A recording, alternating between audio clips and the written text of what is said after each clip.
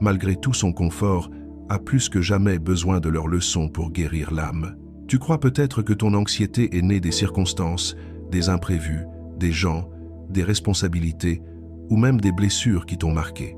Mais si tu regardes avec courage, tu vas découvrir une vérité plus dérangeante. La plupart de tes tourments ne viennent pas du monde extérieur, mais de la manière dont ton esprit s'accroche à tout ce qu'il ne maîtrise pas.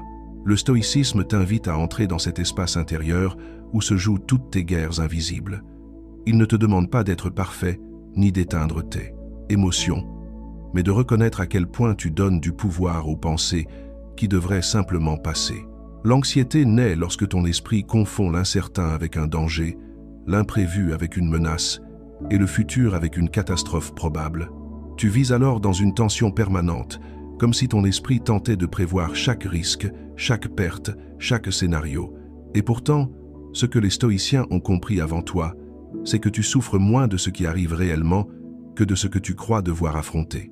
Tu crées des images mentales qui te poursuivent, tu inventes des issues négatives qui n'existent pas, tu transformes chaque silence, chaque délai, chaque doute en signal d'alarme.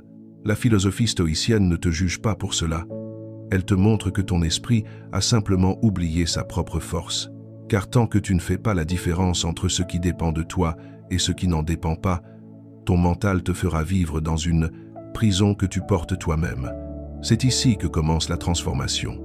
Lorsque tu acceptes que la paix ne vient pas de la maîtrise du monde, mais de la clarté intérieure avec laquelle tu le regardes. Lorsque tu comprends que ton jugement est plus puissant que les événements.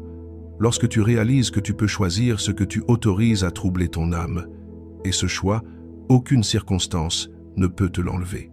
C'est le premier pas vers la liberté, celui que tant refusent de faire parce qu'il exige d'affronter la cause véritable de leur anxiété, leur propre perception. Mais toi, tu vas le faire, et tout va changer. Si tu observes honnêtement ton anxiété, tu verras qu'elle ne se nourrit pas du présent, mais de ce que ton esprit projette dans l'avenir. L'être humain a cette étrange capacité à souffrir d'une réalité qui n'existe pas encore. Avant même que quelque chose arrive, ton esprit dresse une carte invisible faite de dangers imaginaires, de scénarios négatifs, d'échecs possibles ou de pertes anticipées. C'est la racine de l'angoisse. Tu souffres avant même qu'il y ait une raison de souffrir. Sénèque disait que nous sommes torturés plus souvent par notre imagination que par la réalité elle-même. Et tu le sais. Combien de nuits as-tu passé à t'inquiéter pour des choses qui ne sont jamais arrivées?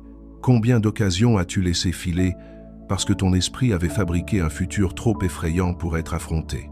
Le stoïcisme ne te demande pas de cesser de penser à l'avenir,